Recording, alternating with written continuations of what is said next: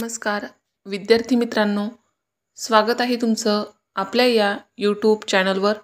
तुम्ही जर या चॅनलवर नवीन असाल तर सबस्क्राइब करायला विसरू नका। आज आपण पाहणार आहोत वर्ग 10वी विषय मराठी अक्षर भारती, त्यामध्ये पाठ 7वा फूटप्रिंट्स। आज आपल्याला या पाठाचा अभ्यास स्वाध्यायामध्ये ज्या काही कृती दिल्या आहे त्या कृती सोडून अगदी व्यवस्थित काळजीपूर्वक आणि प्रत्येक प्रश्नाचा अभ्यास करायचा आहे। तसेच त्यामध्ये दिलेला उपक्रम, व्याकरण, गृहपाठ हे सुद्धा बघायचं आहे। स्वाध्यायाला सुरुवात करण्याअगोदर आपण या पाठाची थोडक्यात प्रस्तावना पाहूया। त्यावरून आपल्या लक्षात येईल की फूटप्रिंट्स या पाठात नेमकं लेखकाला काय सांगायचं आहे। तर प्रस्तावना, फूटप्रिंट्स या पाठाचे लेखक आहेत डॉक्टर प्रदीप आवटे, जन्म 1966, प्रसिद्ध कवी, गीतकार, कथाकार, नाटककार। त्यांची माझ्या आभाळाची गोष्ट, धम्मधारा या अनाम शहरात हे काव्यसंग्रह, जग्गू भैया जिंदाबाद, जादू की झप्पी, आणखी एक स्वल्पविराम या किशोरवयांसाठीच्या कथा, कादंबऱ्या, 2.5 अक्षरांची गोष्ट हा ललित लेख संग्रह इत्यादी पुस्तके प्रकाशित आहेत।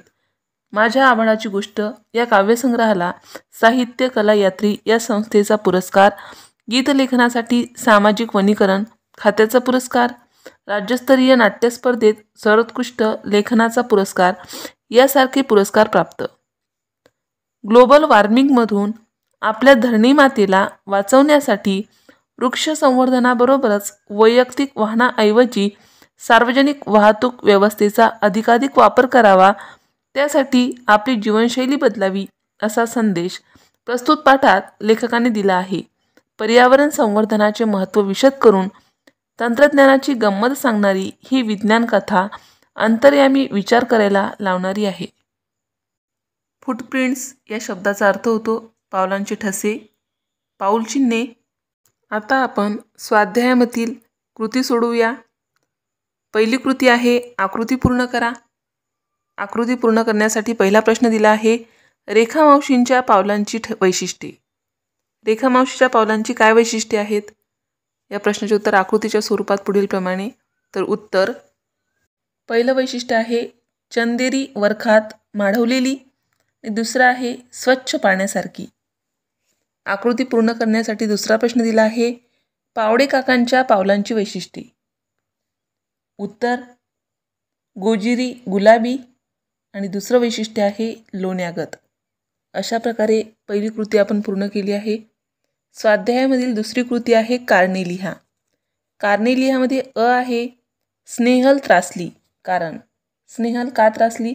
तर उत्तर, रेखा मावशींच्या पायाचे काळे मळकट उसे पुसलेल्या फरशीवर उमटले होते। रेखा मावशींच्या पायाचे काळे मळकट ठसे पुसलेल्या फरशीवर उमटले होते म्हणून स्नेहल त्रासली।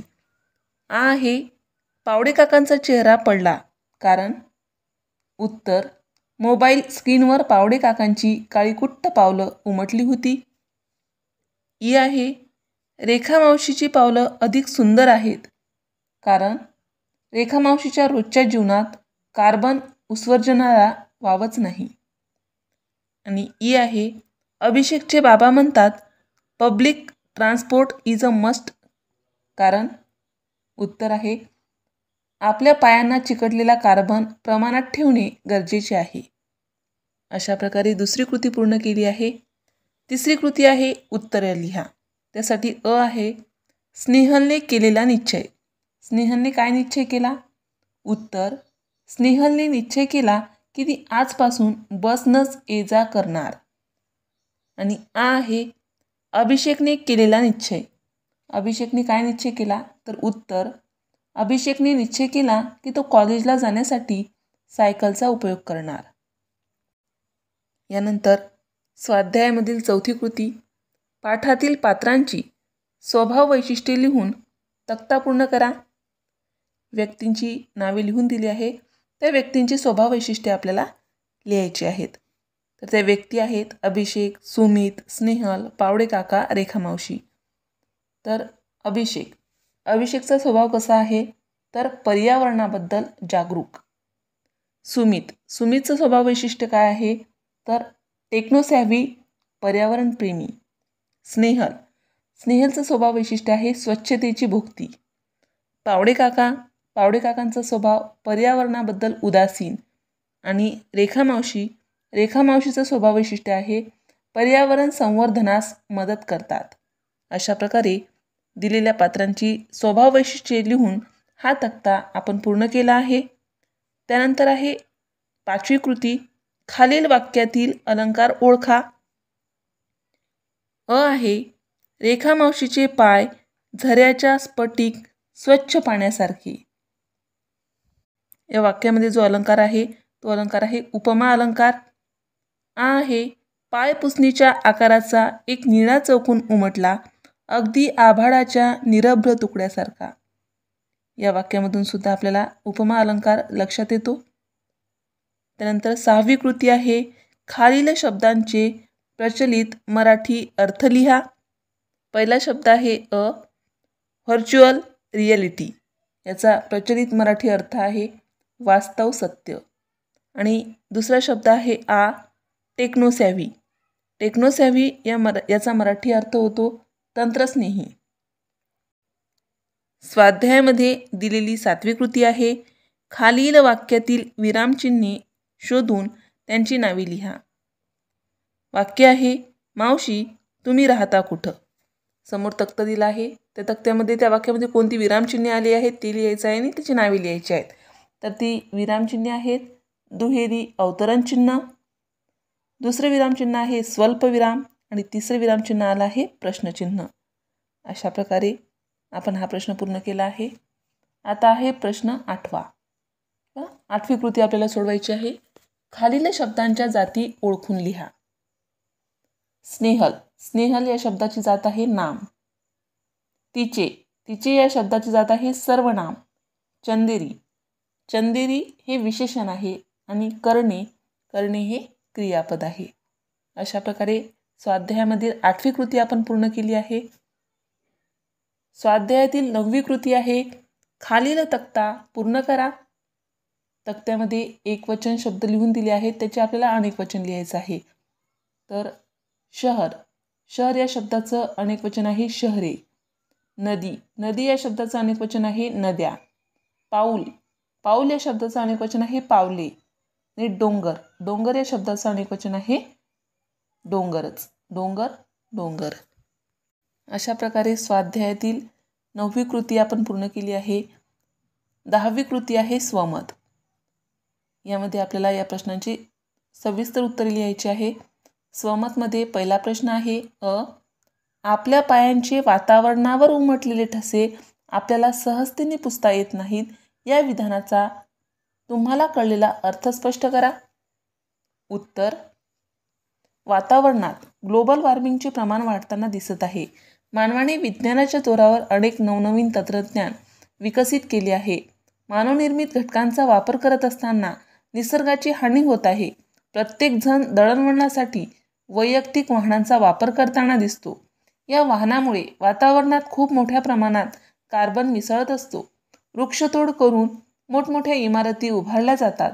झाडे नष्ट झाल्याने वातावरणातील ऑक्सिजनचे प्रमाण कमी होत आहे. त्यामुळे वातावरण दूषित होत आहे. म्हणून लेखक रेखा मावशीचे उदाहरण देतात. रेखा मावशीच्या पायाला लागलेली धूळ त्यामुळे फरशीवर उमटणारे ठसे सहज पुसता येतील. पण आपण वातावरण दररोज कळत नकळत प्रदूषण करत असतो. त्याचे उमटलेले ठसे म्हणजेच आपल्या पायांचे वातावरणात उमटलेले ठसे मात्र आपल्याला सहजतेने पुसता येणार नाहीत असे लेखकाला या ठिकाणी सूचित करायचे आहे. स्वमतमध्ये दिलेला दुसरा प्रश्न आहे तापानं फणफणली आपली धरती ही स्थिती बदलण्यासाठी उपाय सुचवा. उत्तर पर्यावरण प्रदूषणात वाढ होईल अशीच आपली जीवनशैली असते. सार्वजनिक वाहनांचा वापर न करणे, एकाच माणसासाठी खाजगी वाहनाचा वापर, थोड्या थोड्या अंतरासाठी बाईक मोटारगाड्यांचा वापर यातून सदैव कार्बनचे उत्सर्जन आपण करत असतो. त्यामुळे जागतिक तापमान वाढीस मदत होते. शक्यतो आपण सार्वजनिक वाहनांचा उपयोग केला पाहिजे. थोड्या थोड्या अंतरासाठी सायकलीचा किंवा पायी चालण्याचा पर्याय निवडला पाहिजे. म्हणजे कमीत कमी पेट्रोलचा वापर केला पाहिजे. झाडे लावली पाहिजे. हिरवळी वाढवल्या पाहिजेत, जेणेकरून वातावरणातला कार्बन डायऑक्साईड कमी होऊन हवा शुद्ध राहण्यास मदत होईल. अशा प्रकारे आपण कृतीमध्ये जे स्वमत दिलं आहे त्यामध्ये दोन्ही प्रश्नाचा अभ्यास करून संपूर्ण स्वाध्याय पूर्ण केला आहे. आता खाली उपक्रमामध्ये 2 प्रश्न दिले आहे. पहिला प्रश्न आहे आठवड्यातून 1 दिवस सायकलचा किंवा सार्वजनिक वाहनाचा वापर करा. हा उपक्रम आहे, हा कृतीजन्य आहे. विद्यार्थ्यांनी या सल्ल्याचे पालन करावे आणि आठवड्यातून 1 दिवस सायकल किंवा सार्वजनिक वाहतूक वापरावी. उपक्रमामध्ये दिलेला दुसरा प्रश्न आहे ग्लोबल वॉर्मिंगचे दुष्परिणाम या विषयावर शिक्षकांच्या मदतीने चर्चा करा. या प्रश्नाचे उत्तर आपण या ठिकाणी लिहूया. ग्लोबल वॉर्मिंग ही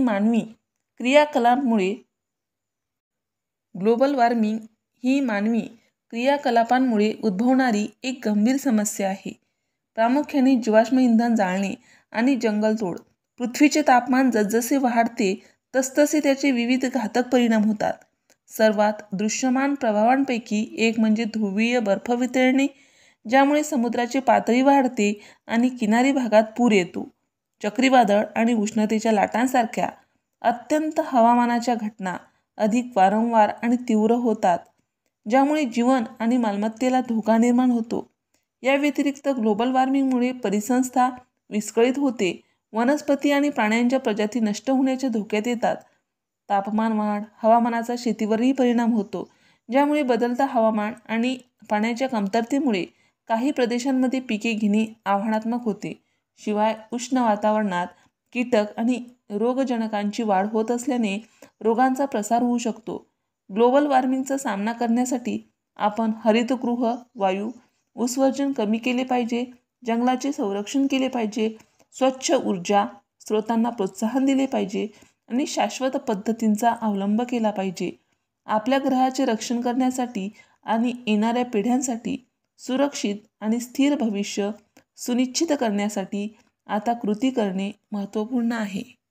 अशा प्रकारे आपण उपक्रमामध्ये दिलेल्या प्रश्नांचा अभ्यास केला आहे. आता आहे भाषाभ्यास. भाषाभ्यासमध्ये व्याकरणावर आधारित काही प्रश्न विचारले आहेत. ते प्रश्न आपण पाहूया.